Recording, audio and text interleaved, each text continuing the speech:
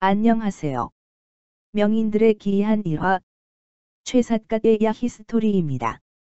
오늘의 이야기는 정작이 귀신 들린 병을 다스리다입니다. 정작은 온양 사람이며 아호는 고기고 정염의 아오이다. 그는 청정한 것을 좋아해서 금강산에 들어가 수련법을 터득하고 중년에 상처하였어도 재취를 하지 않고 36년간을 혼자 살았다. 풍수지리설에 능통해서 기이한 증험이 많았다. 또 초서와 예서를 잘 쓰고 시읍기를 즐겨하였으며 술을 좋아하고 의술에 깊은 조예가 있어 신요함이 헤아릴 수 없었다.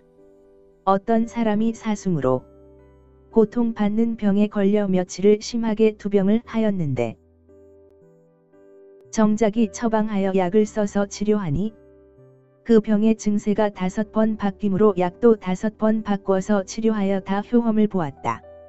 그러다가 어느 날 꿈에 한 사람이 나타나서 정작에게 말하기를 나와 그 병자는 누대를 두고 깊은 원수가 맺혀 있으므로 상제에게 이미 보고해서 반드시 죽이기로 허락받아.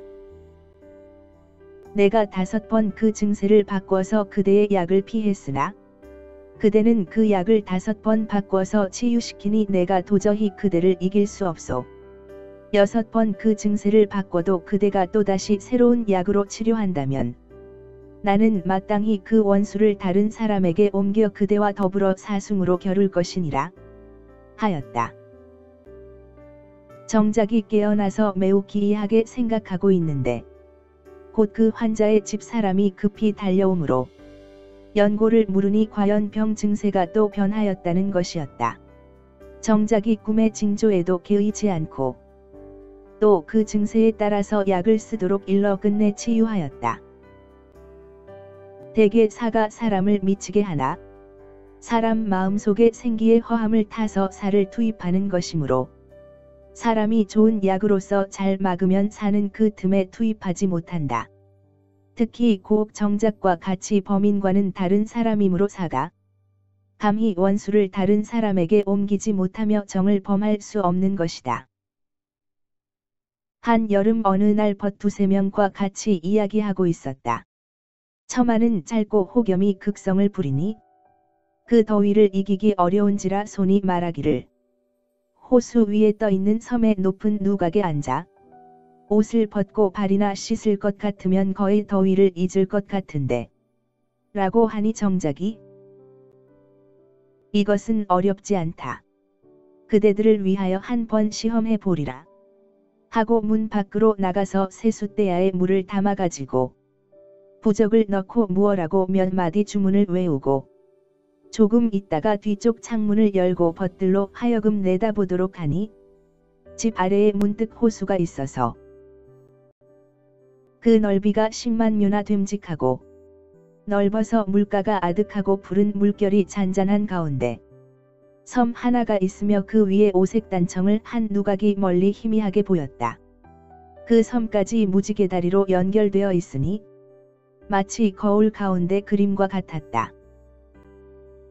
벗들을 데리고 다리를 건너서 누각 위에 이르니 연꽃 향기가 은은하고 버드나무의 바람이 선선해서 그것은 신선히 논이는 풍수원에 올라 찬바람을 쏘이고 청량관에서 씻으면 몸과 마음이 시원할 것 같은 황홀함에 도취되었다.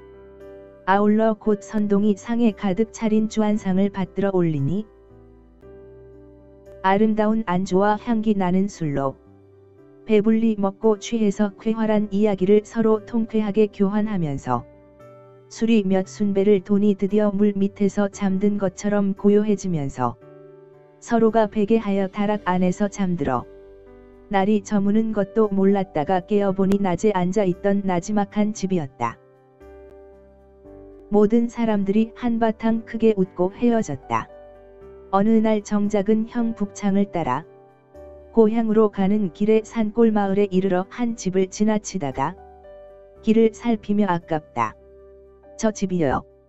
하니 북창이 어찌 그리 경솔히 말하느냐. 아무 말 말고 지나가는 것이 좋을 것 같다. 하니 정작이 말하기를 지금 이미 발설해놓고 그 재앙을 막아주지 않는다면 이 또한 군자가 인을 베풀고 널리 구제하는 의리가 아닐 것입니다 하니 북창이 내 말이 옳다. 내가 먼저 고향으로 갈 것이니 내가 혼자 그 집에 가거라 하였다. 정작이 그 집으로 들어가서 과객이 날이 저물었는데 길을 잃었으니 하룻밤 묵어가게 해주시오 하고 청하니 주인이 한 번 훑어보니 헌걸찬 장자라 즉시 허락하였다. 그날 밤에 주인에게 우연히 귀댁문 앞을 지나가다가 마침 본 것이 있는데 장차 미칠 화익이 측량할 수 없소.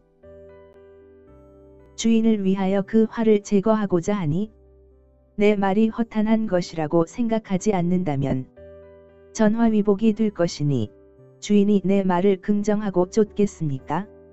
하니 주인이 놀라면서 과연 그렇다면 어찌 이명을 쫓지 않겠습니까? 하였다. 정작이 그러면 발리 백탄 수십 석과 큰 나무 궤작 하나를 사가지고 오라 하니 주인은 시키는 대로 하였다. 그리하여 백탄을 마당 가운데 쌓고 나무 궤작은 그 옆에다 두고 솔가지 횃불로 백탄에 불을 지피니 화염이 삽시간에 백탄 전체로 퍼져서 그 불꽃이 이글이글 타올랐다. 이때 그 집사람들과 동네 사람들이 다 모여 구경하고 주인의 아들이 나이 막 6, 7세로 그도 또한 많은 사람들 가운데서 불구경을 하고 있었는데 정작이 즉시 그 아이를 잡아당겨 궤작 안에 집어넣고 뚜껑을 단단히 덮었다. 이러니 주인과 구경하던 사람들이 놀라고 황급해서 어찌할 바를 모르고 웅성거렸다. 그러나 정작은 조금도 움직이는 빛이 없이 갑자기 그 궤작을 끌어당겨 이글거리는 백탄 불 위에 던지니 주인과 집안 사람들이 가슴을 치고 발을 구르면서 모두가 정작을 향하여 욕설을 퍼붓되 못하는 욕이 없었다. 그러나 이미 모든 것이 손쓸 수 없는 것이라 다만 부르짖고 애통해야 할 뿐이었다.